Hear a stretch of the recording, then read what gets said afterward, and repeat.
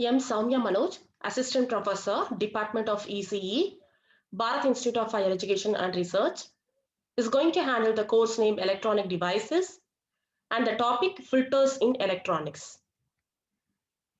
So in the outline, you can see the outline here. Why do we need filters? Series inductor filter, shunt capacitor filter, LC filter, phi filter. All the four types are filters, that is types of the filters. And next we go for the regulator, that is need for the regulator. Next types of the regulators we are going to see, that is a Zener voltage regulator, transistor series and transistor shunt voltage regulator. So first we will see some introduction about the filters. Why do we need filter? So filter actually, the usage of filter in case of electronics, that is normally filter will remove the ripples, or filter is used to remove the noises in any kind of the devices. So we always use a filter in all the devices, all the types of devices. So whether it is electrical or electronic or whatever it is, we will use a filter. Filter mainly it is used to remove the unwanted signal, or we say as an unwanted AC signal. So filter here we simply say that it is going to remove the ripple. So in case of rectifier, so we have seen a rectifier, that in rectifier what it will do. So we have so many types of rectifier also. So rectifier will convert the AC signal into a DC signal. So that is the job of the rectifier. So after rectification, the process of rectification, we will have a filter. So you have three types of rectifiers, like a half wave rectifier, full wave rectifier, and bridge rectifier, right? So rectifier will convert the pure AC signal into a pure DC signal. That is alternate current into a direct current. So that is what the job of the rectifier will do. So after rectification process, we will have a filter. So filter what it will do?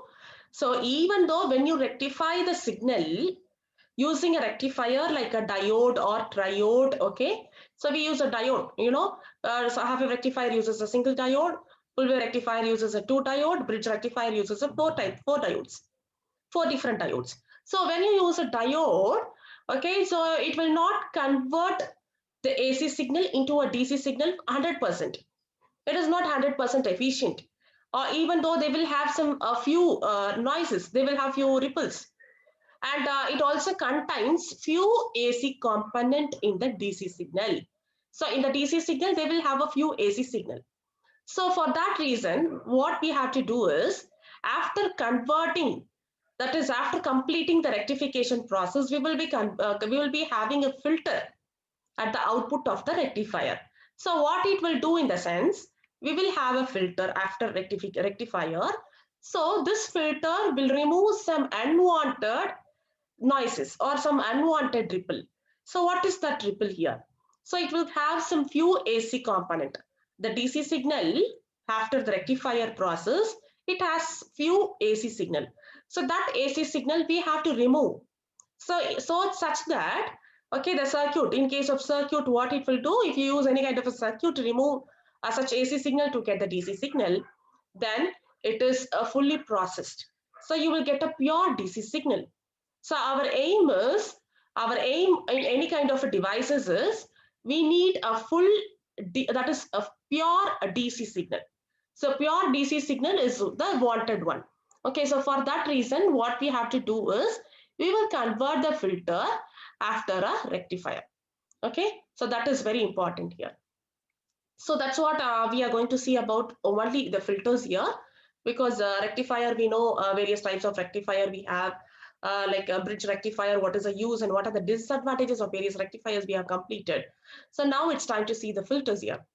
So the ripple in the signal denotes the presence of some AC component. So this AC component has to be completely removed in order to get a pure DC output. So we need a circuit that smoothens the rectified output into a pure DC signal.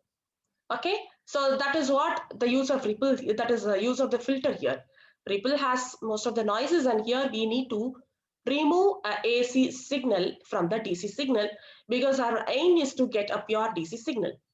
Okay, so what is filter? A filter circuit, because filter in the sense we can't say that only one component will act as a filter. A filter circuit we have to do after the rectifier. So after rectifier circuit, each and every process, every block is a circuit there. So after the rectifier circuit, we need to add a filter circuit at the output of the rectifier. And after filter, we need to go for the regulator. Okay, so here we are going to see about the filter and regulators in future. So a filter circuit is one which removes the AC component present in the rectified output and allows the DC component to reach the load. That is what the filter circuit. So simply we say that it will remove the AC signal from the rectifier and it allows only the DC signal to reach the load at the output. You can see the figure there. Okay, you can see the three figures. That is actually it is a single figure, but it has a three different diagrams. First one is a rectified output. So rectified output in the sense you can say that this rectified output is a full wave rectified output.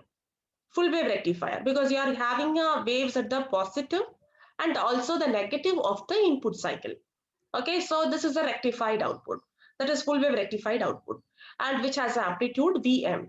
And that rectified output, it is given to the filter circuit. So filter circuit is whether we will connect any filter component, like we will use inductor or capacitor or in combination of the inductor and the capacitor. And then the output from the filter circuit will be a pure DC signal. Okay, so you can see the amplitude of the Vm, it is said to be a constant, an ideal filter output. So this is the process of the filter. So we will have a rectified output which is given to the filter circuit, and from the filter circuit you will get a pure DC signal. Okay, that's an ideal filter output. So a filter circuit is constructed using two main components. You can use inductor or capacitor. An inductor allows DC and blocks AC. So you can say the functions of inductor and the capacitor here. And the capacitor allows AC component and blocks DC component. Okay, so inductor allows DC and it blocks AC. And just opposite, the capacitor allows AC component and blocks DC component. And we will see how it happens. So let us try to construct a few filters using these two components. So we will see the first circuit is called as we have a four type actually. We are going to use only inductor, and second you are going to use only capacitor, and then we are going to use both inductor and the capacitor LC. Then we will use a pi filter. Pi filter in the sense you will use a capacitor, inductor and the capacitor, or it is also called as a CLC filter. So first one will be C, inductor filter. This inductor filter is also called as a series inductor filter. So, and also it is also called as a primary filter. So we will see why it is called as a series and why it is called as a primary. Okay, so what is series inductor filter? So as an inductor allows DC and blocks AC, a filter called can be constructed by connecting the inductor in series between the rectifier and the load. So this figure below shows the circuit of the series inductor filter. So you can see the circuit there. So in the circuit, you see the first rectified output that is already discussed. It is a full wave rectified output, and that is given to the series inductor filter. Why reason we call it as a series inductor in the sense you're going to connect the inductance in series with the load, that is RL. Okay, so you're going to connect the inductor in series between the rectifier and the load. That's why it is called as a series inductor filter, because inductor and capacitor are the major filter. They are the primary filters also. So these filters will remove the AC component. Okay, so depending upon its function, it will do it. So inductor, what it will do, it will allow only the DC, because we need only DC. We never need AC. So it is very easy process. So it allows DC and it blocks AC. So we are going to use this in the filter. And what about the output here? The output, we have a filtered output. So filtered output, you can see there, it has a maximum amplitude, the difference between the input and the output. Okay, you will have a somewhat like which is better. Okay, you need to provide a pure DC. So this rectified output, when passed through this filter, the inductor blocks the AC component that are present in the signal in order to provide a pure DC. This is a simple primary filter. This is very common simple filter, and this is also called as a simple primary filter. Next one is shunt capacitor filter. So shunt capacitor, why we call it as a shunt capacitor filter in the sense, we are going to shunt means parallel.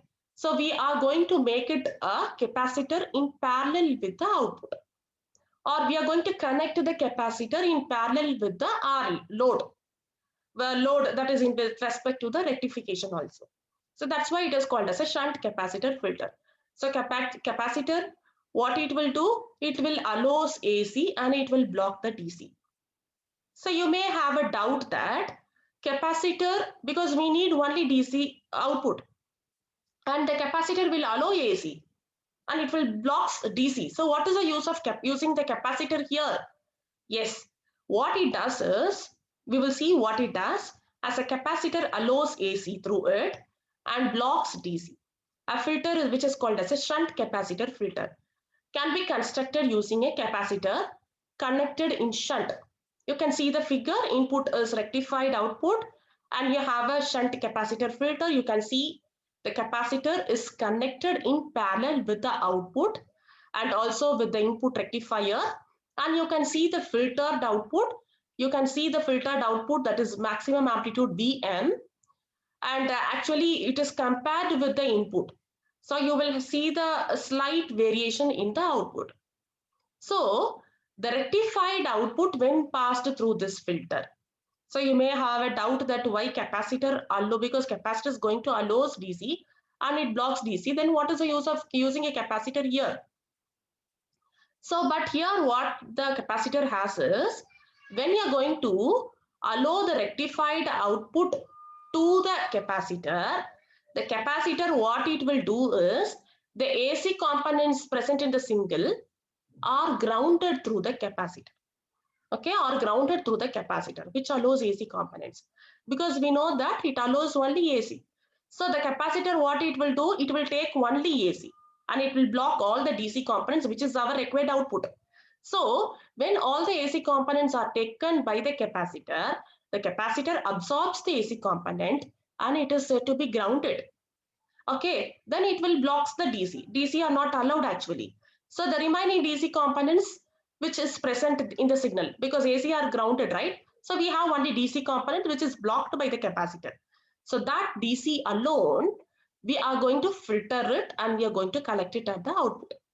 So in such a way, the capacitor is going to act as a filter. So you can see the filter output there, that is VM, filtered output. If you see the filtered output figure, you can see the signal is raised and it reaches some level which is maximum, that is VM, and again it lowers, again it rises, lower, rises, lower. You can see it is drawn above the input.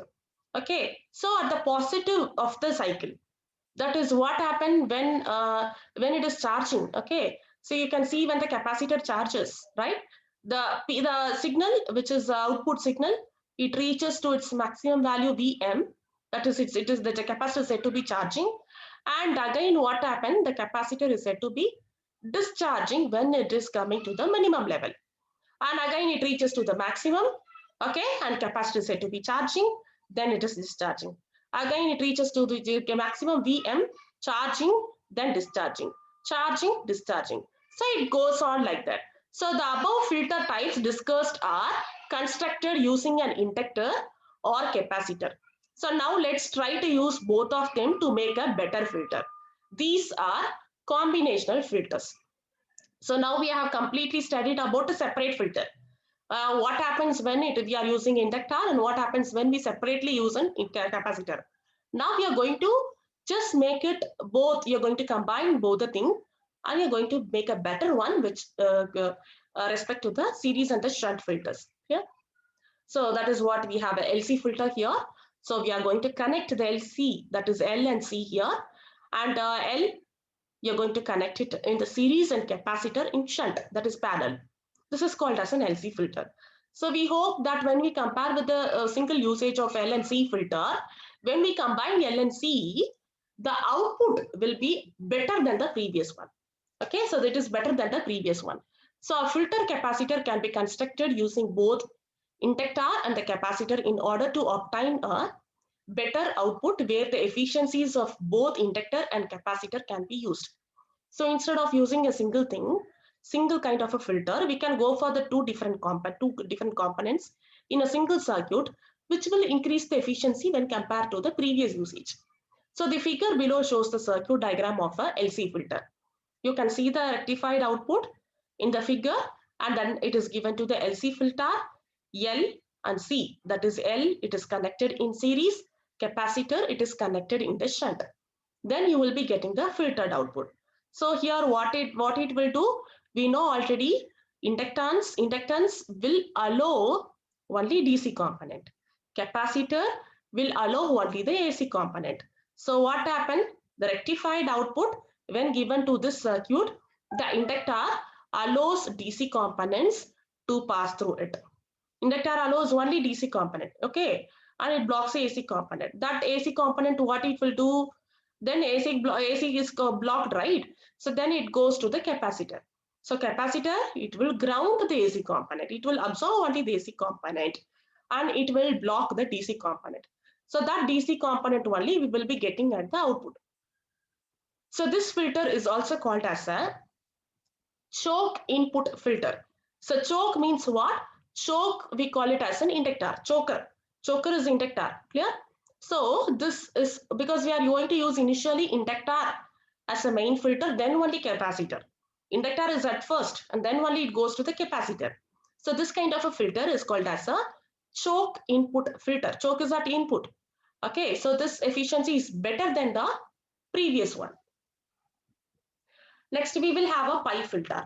So pi filter, pi in the sense, when you see the circuit, it resembles like a pipe. We will use a capacitor and inductor and then one more capacitor. Okay, so inductor in series and two capacitors are in shunt, parallel. So when you see this kind of a connection, it remains like a pi shape. So we call it as a pi shaped network.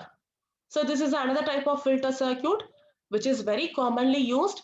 It has capacitor at its input, and hence it is also called as a capacitor input filter. Why here it is called as a capacitor input filter? In the sense, at the input we will have capacitor first, then only we will have inductance, again then one more capacitance. So this is called as a capacitor input filter.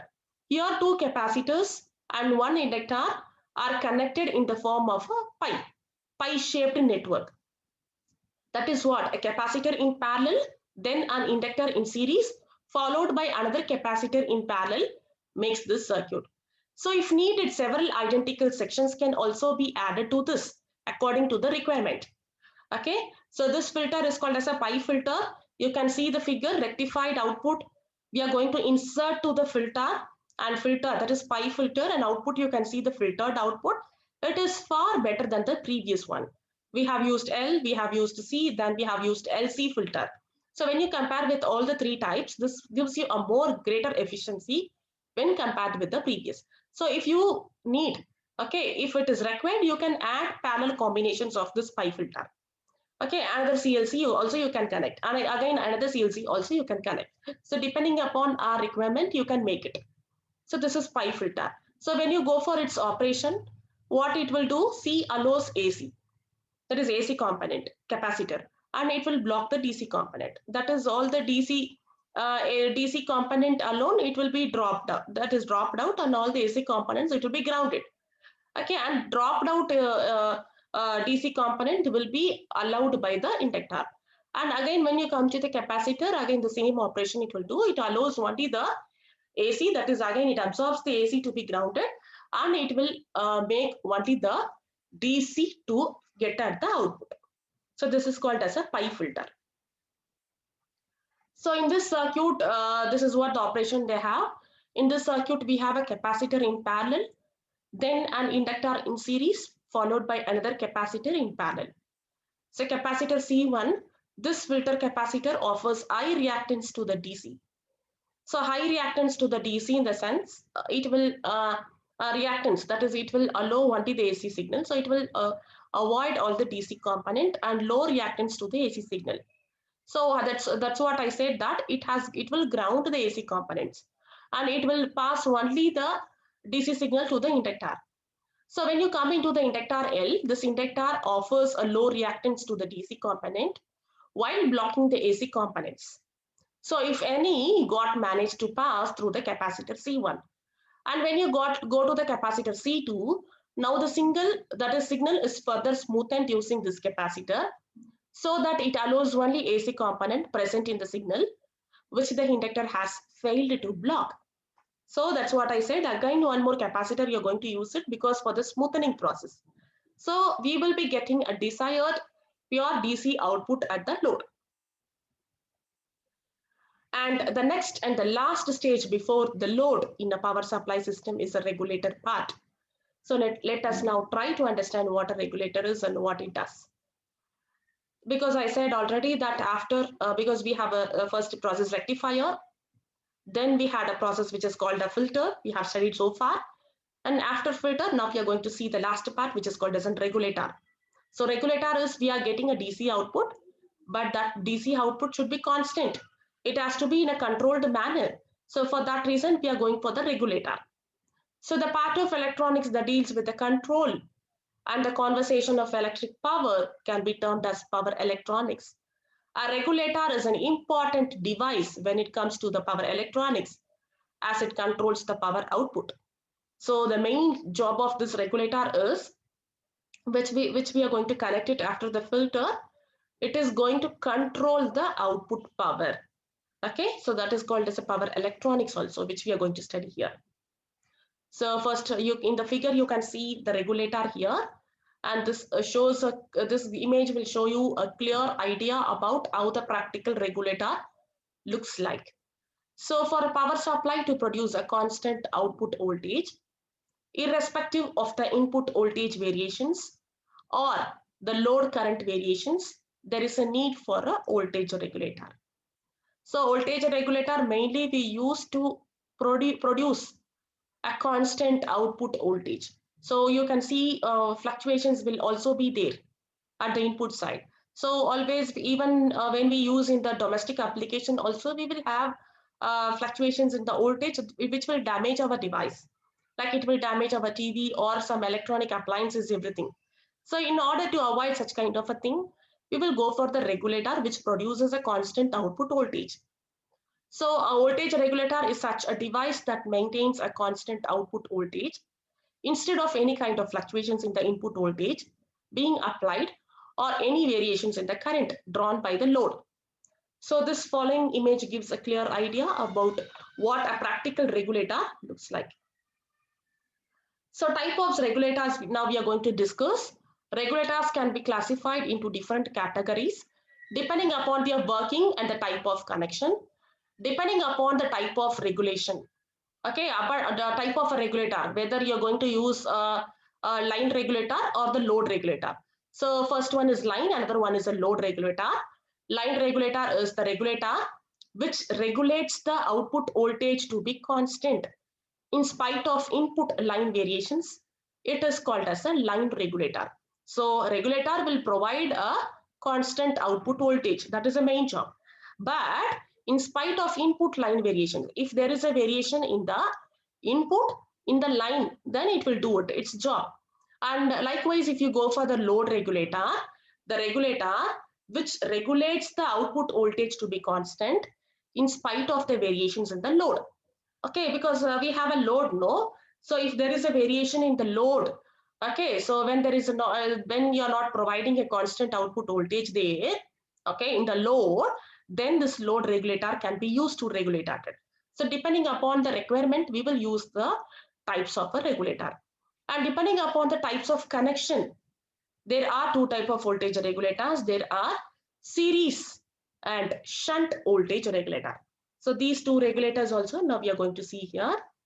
The arrangement of them in a circuit will be just as in the following figure. So you can see the simple diagram which defines a series and the shunt voltage regulator. So when you see the first diagram, input voltage is supplied. Next, you have a series voltage regulator. So series voltage regulator, you can see here. Okay, we will be having a voltage regulator. Can be like using a Zener or using a diode or using a transistor. Okay, because voltage regulator can be constructed using any kind of active devices, and then it is connected to the output at the load.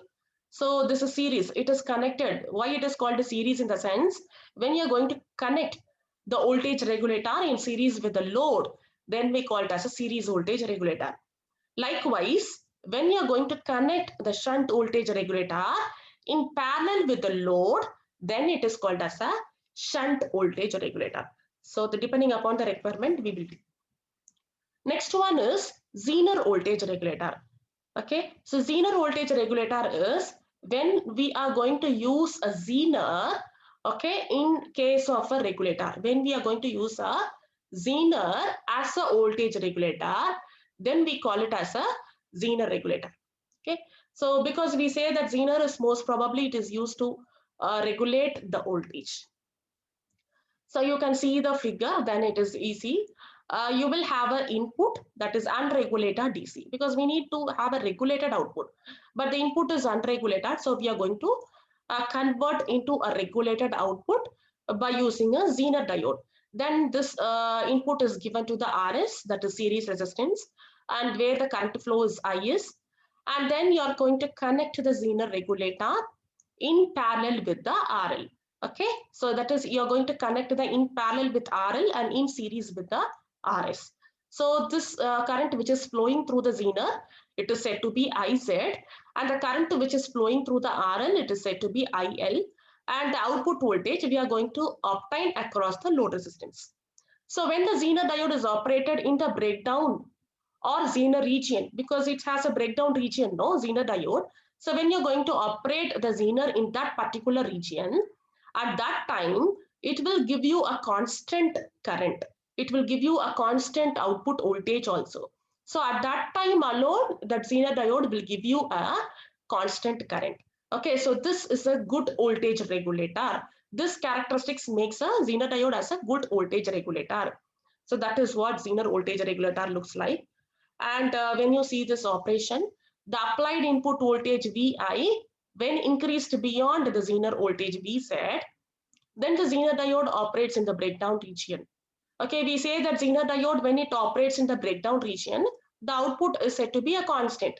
So when it is going to work in the breakdown region in the sense, because input voltage we are applying no Vi, so when we are going to increase this Vi beyond the Vz, Vz is operating voltage of the Zener. So when you increase more than that Vz, then Vz goes to its breakdown region, cut down region. So that region, when it reaches above the breakdown region, then at time it will provide you a constant voltage. So this series limiting resistor RS limits the input current.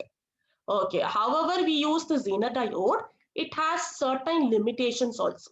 So what are the few limitations of this Zener voltage regulator in the sense? It is less efficient for heavy load current. So when the load current we are going to increase more and more, it is less efficient. This Zener impedance slightly affects the output voltage also. Hence, a Zener voltage regulator is considered effective for low voltage applications. Okay, so these are the things. So when you come for the high load, it is not much effective also. So now let us go through the other types of voltage regulators which are made using a transistor. So what we do now, we are going to connect the transistor across the, that is, we are going to connect in series with the Zener. Okay, transistor in series with the Zener. So now we will see what about the operation. And when you connect the transistor in series with the Zener, then this kind of a circuit is called as a transistor series voltage regulator. Okay, so transistor series voltage regulator. And when you connect the transistor parallel with the output, then it is called as a transistor shunt voltage regulator. So series and shunt, it is defined when you're going to connect in series with the load and when you connect parallel with the load. Okay, so according to the load only we define whether it is series or the parallel. not with the Zener. Okay? So this regulator has a transistor in series to the Zener regulator and both in parallel to the load. So Zener and also the transistor are parallel to the load, but it is series with the Zener. So the transistor works as a variable resistor regulating its collector emitter voltage in order to maintain the output voltage current. So when you see the circuit diagram, and regulator DC input, that is V in, it is given to the transistor, and you can see RS. RS is series resistance which is connected. You can see when it is connected in series with the transistor, and the current which is flowing through the RS is IS, and you have an IB plus IZ. IB plus IZ in the sense you have a IB current, that is base current, plus Zener current IZ, which is given to the Zener and also to the base of the transistor. And the voltage across the base and the emitter is called VBE, and the voltage across the Zener is called VZ. And finally, RL, that is load, variable load, is connected at the output. So this shows you a transistor series voltage regulator. So when you come to the operation, with the input operating conditions, the current through the base of the transistor changes. This affects the voltage across the base emitter junction of the transistor VBE. The output voltage is maintained by the Zener voltage VZ, which is constant. As both of them are maintained equal, any change in the input supply is indicated by the change in the emitter base voltage VBE. So hence the output voltage V0 can be understood as V0 is equal to VZ plus VBE. So depending upon its input operating conditions, you can see that the base current is going to vary. Okay, base current of the transistor is going to vary. So when the base current is going to vary, automatically it will also affect the base emitter voltage. So you know that Zener voltage is also there, because Zener voltage above the breakdown region, it is said to produce a constant supply, constant voltage. So these both the things VBE and VZ are important to provide output voltage V0. So here also we have certain limitations of this series voltage regulator using a transistor. The voltages VBE and VZ are affected by the rising temperature.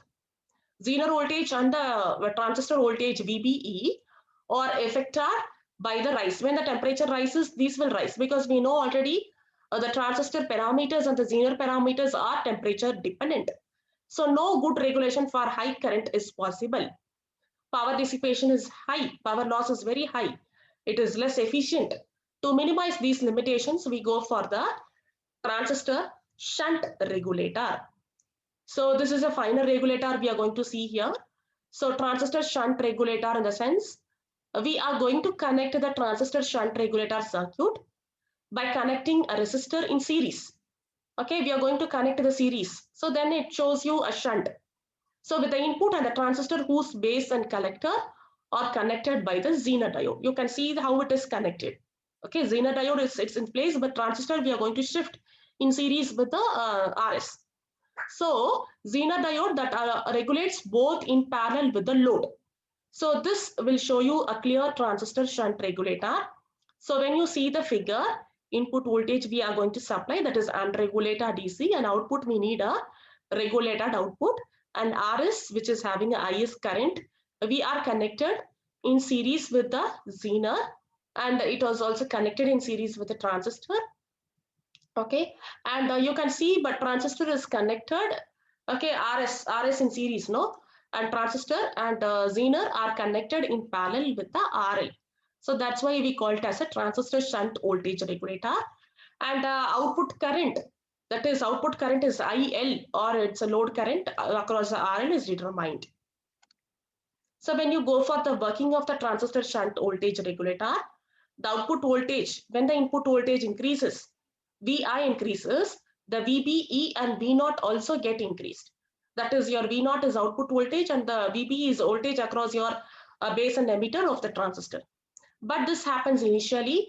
Actually, when Vin increases, the current In also increases. Yes, obviously when Vin increases, In increases. So this current, when flows through the RS, it will cause a voltage drop, Vs, across a series resistor.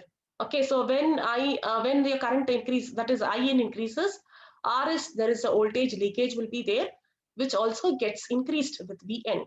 So what happened? But this makes V naught to decrease. Okay, so finally, when the leakage increases, drop increases, your V naught output voltage will reduce, right? So now this decrease in V naught compensates the initial increase, maintaining it to be a constant. So it is said to be a feedback. So when you increase the V naught, what happened? It's like a feedback. Input also it's said to be a constant. So again, finally, it's a repeated process. So V naught is said to be a constant. If the output voltage decreases instead, the reverse happens. Okay, that's all. So far we have completed about all the types of filters. Okay, and we have completed the types of regulators also. Thank you.